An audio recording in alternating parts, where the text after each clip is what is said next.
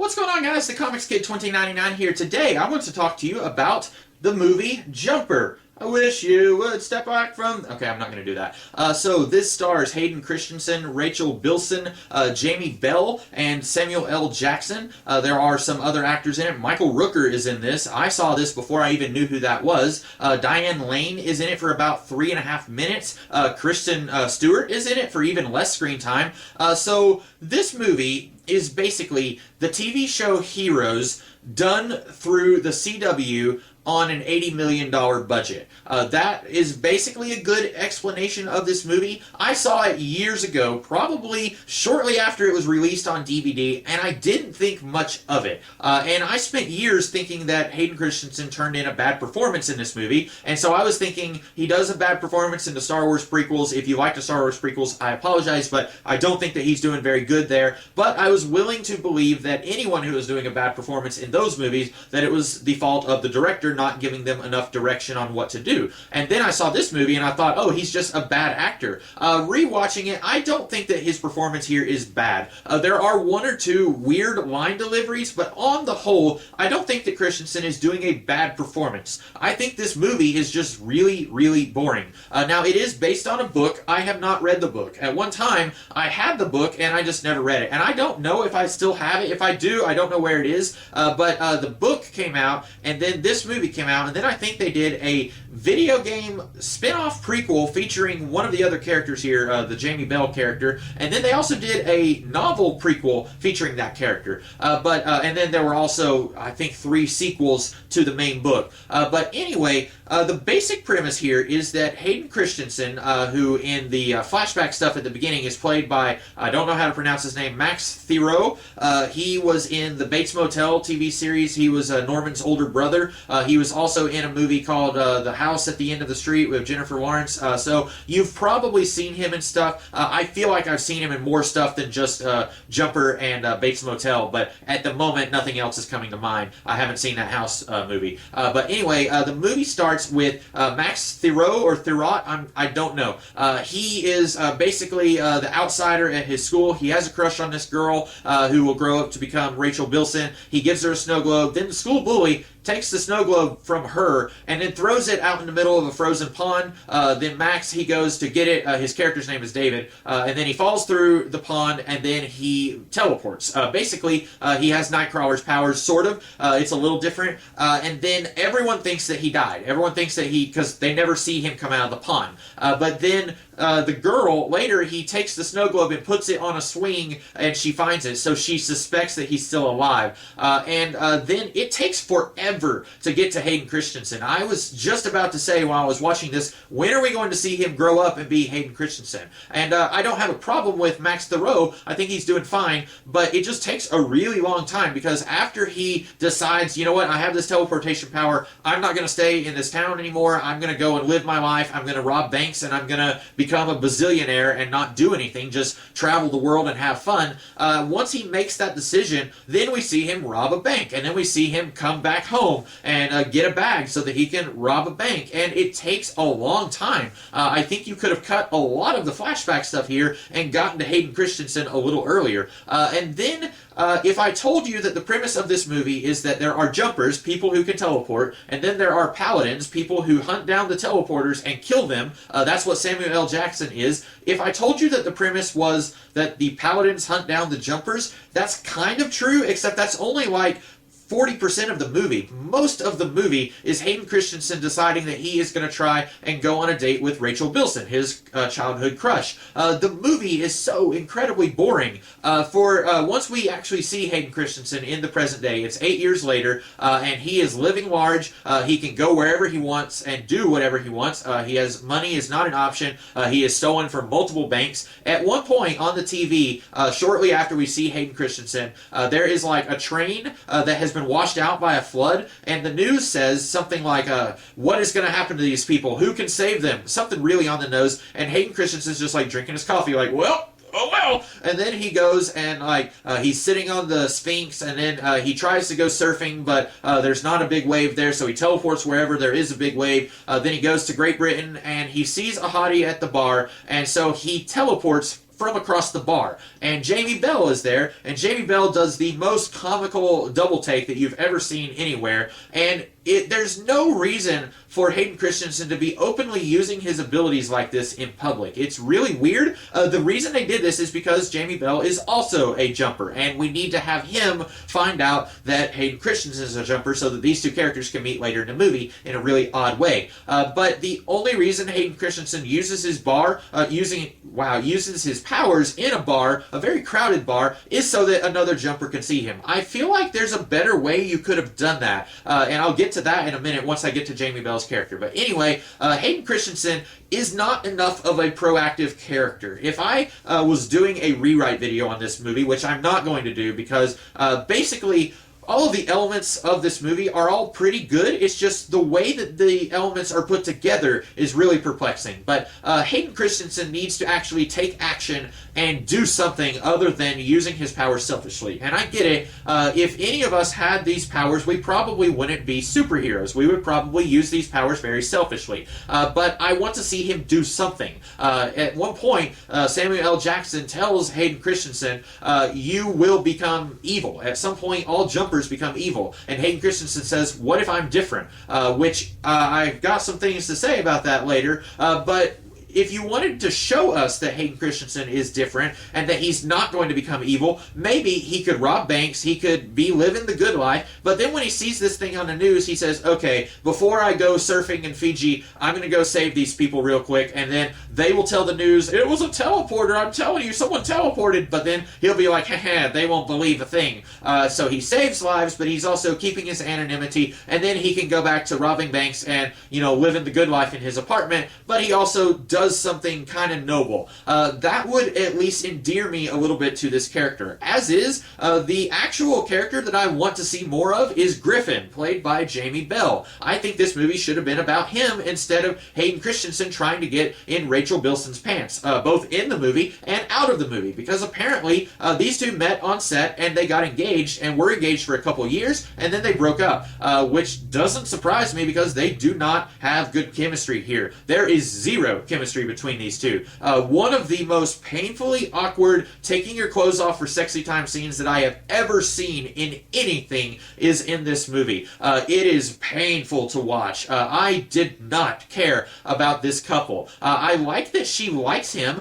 This isn't a situation like, I don't know, your typical thing where a nerdy outsider guy has a crush on the prom queen and she doesn't know that he exists. It's nothing like that. She genuinely likes him and she's genuinely sad when she thinks that he's dead, and then she sees him whenever he's an adult and he's gone back to the bar to look at her. That's really weird. I'll go to that in a minute. I needed to make notes on this movie. There's a lot going on here. But I like that she isn't the alpha queen who doesn't even know he exists and he's trying to impress her with his teleportation powers. I like that she likes him. It's just that these two actors do not have any chemistry together. And it's so weird that they got engaged and were engaged for a little while. But anyway, so at one point, Samuel L. Jackson finally is able to track down Hayden Christensen, and he comes to his apartment, and they have these little electric bow staff things, and apparently electricity will stop a jumper from actually jumping. Somehow, Hayden Christensen, he has some pliers, he cuts the thing off of him that is keeping him from jumping, and he's able to escape. But Samuel L. Jackson sets up something that will be followed up on in a very sloppy way. At the very end of the movie, he says, who is helping you? There's no way that you were able to get away from us for so long without any help. And of course, Hayden Christensen doesn't know who he's talking about, doesn't know what he's talking about. And then instead of Hayden Christensen investigating, who is this guy? Someone just tried to kill me. I need to try and go on the offensive. I need to stop this from happening. Instead of that, he goes back to his hometown and then he starts stalking the girl of his dreams from his childhood. He goes to the bar that she works at and he's watching her for, according to her, 45 minutes. And then the rest of the movie is them going on a date until the end of Act 2. It is insane that he's almost murdered and then he basically ignores it and then he wants to just show this girl the world. So he goes to Rome with her, they sneak into the Colosseum, and then because Jamie Bell saw him teleport earlier, or jump I guess, when Hayden goes into the Colosseum, because there's one door that's locked and he wants to show her the inside of the Colosseum. Technically they're not supposed to be there because it's closed, so he teleports in and then he sees Jamie Bell. And for some reason, Jamie Bell wants to tell Hayden Christensen about Paladins, but then later Hayden Christensen wants to team up with Jamie Bell so that they can defeat the Paladins, and then Jamie Bell doesn't want to work with him. Why did Jamie Bell even expose himself to Hayden Christensen if he didn't want anything to do with Hayden Christensen? Thought that was really weird. Jamie Bell is so much more interesting than Hayden Christensen here. In about 2 lines of dialogue, I'm infinitely more interested in seeing what's going on with him than Hayden, who just wants to bone this girl. At one point he says, Paladins hunt us, I hunt Paladins, end of lesson. And by the way, I don't know what his actual accent is. The only 2 things that I've seen with Jamie Bell are this and the Fantastic Four movie from 2015. And he's doing a pretty good American accent in that movie, but here he sounds a lot like Grant Morrison, if you've ever heard a Grant Morrison interview. So maybe he's actually Scottish, but I really like this character, and then I don't later in the movie. But anyway, Jamie Bell, he kills one of the Paladins, and then an employee of the Coliseum sees Hayden Christensen and sees the dead body. And then Hayden tries to get out with Rachel Bilson's character. The police arrest him, and they take her into custody, but then she's not arrested.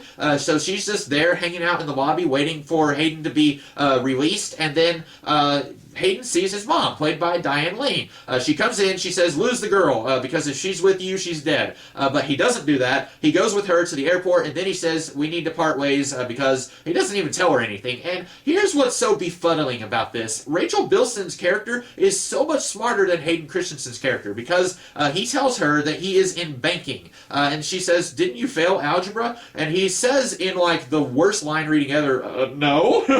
And he takes a drink, and that was one of the 2 really weird line readings that made me initially think that this was a bad performance. But she says, you have to be good at math to be a banker. And I don't know if he means that he's in investment banking, and I don't know anything about investment banking, so maybe you really do have to be good at math to be in investment banking. Or does he mean that he's like a teller at a local bank? And I've been to the bank many times. A teller basically just has to know how to count. If you go and say, I need this $100 bill to become a whole bunch of $5 bills, they just have to count it out. 1, 2, 3, 4. That's what they do. You don't have to be good at algebra to be a banker, if that's the kind of banker that he is. But anyway, Hayden is very horrible at keeping secrets. Multiple times before she finally figures out what's going on, she even says, you're not telling me everything. Or she says something like, how did you get that door to unlock? And he says, well, it's unlocked now. He's really bad at keeping secrets. And then he tells her, you need to go away. She knows that something is up, but he's not telling her. And it's not to protect her, although I guess kind of he's parting ways to protect her. But then he goes and rendezvous with Jamie Bell once again, because somehow he was able to follow after Jamie. Jamie picked up Griffin, or Griff is his name. He picks up the dead Paladin, and then he teleports away, and then a few seconds pass, and then Hayden Christensen teleports after him, and is somehow able to jump in on his jump. So Hayden reacquaints himself with Griffin, who at this point wants absolutely nothing to do with Hayden Christensen, even though he is the one who introduced himself to Hayden Christensen. I don't know why. At this point, Hayden has already met a Paladin. At this point, Hayden knows who the Paladins are. He's not really doing anything to fight them, but Griffin apparently somehow is able to track Paladins and kill them, and now he wants nothing to do with Hayden Christensen. So at this point, Hayden basically keeps trying to get Griffin to team up with him. He mentions, did you ever read Marvel Team Up? Which I don't think that works. Marvel Team Up was predominantly a comic in the 70s and 80s, and these guys would have been teenagers in the early 2000s, so unless they were seeking out old back issues from that time, which Griffin does actually have an old X-Men issue in his lair, which is a big rock in the middle of the desert, but unless they're going out seeking out old back issues, which is possible, I don't think that both of these guys would know about Marvel Team Up. Also, it's really weird that 2 normal civilians, and this is, I'm going to kind of paint a bad picture for us fellow nerds who like comic books for a second, but generally, in real life, if I go up to someone that I just met and I say, did you ever read Marvel Team Up? They're going to say, what are you talking about? I don't know what that is. Most people are not going to know what Marvel Team Up is. They might say, Marvel, does that have anything anything to do with those huge billion-dollar movies, but this movie came out in 2008. That was the year Iron Man came out. Most people probably didn't know or care what Marvel Team-Up was at that time. And if you went up to someone and said, have you ever heard of Spider-Man? Obviously, they've heard of Spider-Man. Everyone knows who Spider-Man is, even if they don't read Spider-Man comics. But I thought it was really weird that he went up to someone and just assumed that he knew what Marvel Team-Up was, and the other guy did know what it was. But anyway, he says, two heroes, limited team-up edition, something like that, or team-up for a limited time, something to that effect. And Griffin does not want to do it. He spends like 10 minutes saying, I don't want to do it, until finally he says, okay. And then they don't team up because at that point, Rachel Bilson, some reason, Griffin tells him, your girlfriend, she's probably going to be used as bait. So then Hayden Christensen goes back to her to try and get her to safety. And then she is being used as bait by Samuel L. Jackson. And then she is kidnapped by the Paladins. And so Jamie Bell and Hayden Christensen, they team up for about a minute and a half. It is extremely disappointing that the movie spends so much time teasing this team up, and then it doesn't really happen. Jamie Bell has this cartoonish-looking bomb that he's going to use to kill the Paladins, and he basically says, yeah, sorry, your girlfriend's going to die too. And I don't understand why Hayden can't take the bomb, say, okay, I'm going to take the bomb, I'm going to jump over to where they are, and then I'm going to drop the bomb there, and then I'm going to grab her and run. I don't know why he can't do that, because at this point, when Hayden finds out about the bomb, he starts fighting Jamie Bell. And then he throws him into this gigantic electrical generator thing that probably should have killed him, but it doesn't. And then he leaves him there. I don't know how he gets out of there. I don't know if some civilian sees him up there and then tries to turn off the electricity to get him out. But then Hayden Christensen, he's able to, long story short, this video is already way too long. He saves Rachel Bilson, and then he strands Samuel L. Jackson in a cave in the middle of the Grand Canyon with no tools or anything. I have no idea how Samuel L. Jackson is going to get out of this, but we see Samuel L. Jackson's face. He makes this face like, oh, that David, what a rascal, but he's probably going to die in this cave. There's no way that he could get out of there unless someone comes in and saves him, and there's no way that he can contact anyone, so he's probably going to die, but he has this look like, oh, that guy. And then David finds his mom somehow, and we find out that she is a paladin, and I'm assuming she is the one who has been helping David this whole time. Earlier in the movie, Samuel L. Jackson says, who has been helping you? Her being a paladin, I assume she has been sabotaging the paladin's efforts to find David. And then he says, well, what do we do now? She says, I'll give you a head start because I love you. So now, I guess she's going to start hunting him down, even though she has spent the last however many years. He's in his early 20s, mid to late 20s now, and she left when he was 5. She spent that long trying to help David, and now, because he knows that she's a paladin, I guess now she's going to start hunting him down. That is so stupid. If anything, what this movie should have done was she says, okay, look, I know you want to be with me because you're my son and I love you, but we can't be together. It would be too dangerous. You go away, we don't spend any more time together, and I'm still going to continue sabotaging the other paladin's efforts to hunt you down. That's what it should have been. It's really weird that her characterization turns like that. It's really weird that the paladins are doing what they do. I feel like this could have been better with slightly better motivations. You look at the television series Heroes, which I mentioned earlier, and I said this is like Heroes filtered through the CW with an $80 million budget, because the romance stuff here feels a lot like something from Vampire Diaries or Smallville or one of the other CW superhero shows, but the premise here feels a lot more like Heroes, with human beings hunting down people with powers, but I don't know why the Paladins are doing what they're doing. At one point, Samuel L. Jackson tells this guy in the jungle that he's about to kill, he says, only gods should be everywhere at once. And that's a misnomer, because the Jumpers cannot be everywhere at once. They can be in one place at one time, and then they can teleport somewhere else, but they can't be everywhere at once. They're not omnipresent. But then later he says, all Jumpers turn evil. Is that true? Because David is a bank robber, and that's bad, but he's not killing people until he strands Samuel L. Jackson in a cave at one point. And then Griffin, he's killing because his family was murdered by Samuel L. Jackson, and he's killing out of self-preservation, but he's not going around murdering innocent civilians, which the Paladins are doing.